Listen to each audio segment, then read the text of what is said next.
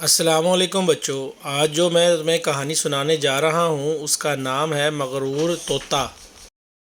آپ نے میرے چینل کو سبسکرائب نہیں کیا، پلیز اسے سبسکرائب کر دیں اور بیل آئیکن کو پریس کر دیں۔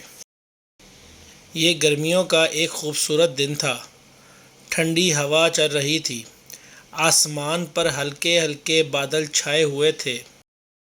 ایک کوا تالاب کے کنارے ایک پتھر پر بیٹھ گیا اور ٹھنڈی ہوا سے لطف اندوز ہونے لگا۔ تالاب میں موجود راج ہنس نے کوے کو دیکھا تو کوے کے پاس آ گیا۔ اس نے سلام دعا کے بعد پوچھا کہ تم آج کھوئے کھوئے سے لگ رہے ہو۔ کوے نے اداسی سے کہا کہ میرا رنگ اتنا کالا ہے اور میری آواز بھی بہت بری ہے، ہر کوئی مجھ سے نفرت کرتا ہے۔ راج ہنس نے کوے کو سمجھایا، سیرت صورت سے زیادہ اہم ہے۔ لائک کریں، شیئر کریں، کمنٹ کریں اور سبسکرائب کریں تاکہ آپ ہمارے لیٹسٹ اپڈیٹ جان سکیں۔ راج ہنس نے کوے کو آسان طریقے سے سمجھانے کا فیصلہ کیا۔ اس نے کوے کو کہانی سنانا شروع کی۔ ایک جنگل میں کہیں سے طوطا آ گیا۔ جنگل کے پرندوں نے اس سے پہلے کوئی طوطا نہیں دیکھا تھا۔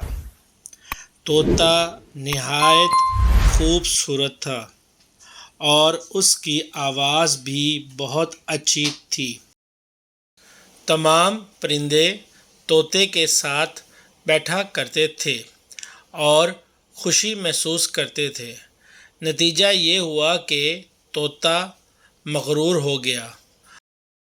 اس نے تمام پرندوں کے الٹے سیدھے نام رکھ دیے اور ان پر طنز کرنے لگا۔ جلد ہی سارے پرندے طوطے سے دور ہو گئے کیونکہ جنگل میں ایک ہدہد آیا تھا۔ وہ خوبصورت ہونے کے ساتھ ساتھ خوبصیرت بھی تھا۔ وہ دوسرے پرندوں کی مدد کر کے خوشی محسوس کرتا تھا۔ آہستہ آہستہ تمام پرندے طوطے سے دور ہو گئے اور ہدہد سے دوستی کر لی۔ اسی وقت گوشی خرگوش لکڑیاں لے کر جاتا ہوا نظر آیا۔ کوے نے کہا، گوشی بھائی کہاں جا رہے ہو؟ گوشی نے کہا، چھت کی مرمت کرنی ہے۔ کوا گوشی کی مدد کرنے اس کے ساتھ چلا گیا۔ کوے کو خوش دیکھ کر راج ہنس اطمینان محسوس کر رہا تھا۔ بچوں، اس سٹوری کا نتیجہ ہے، مغروری اللہ کو پسند نہیں۔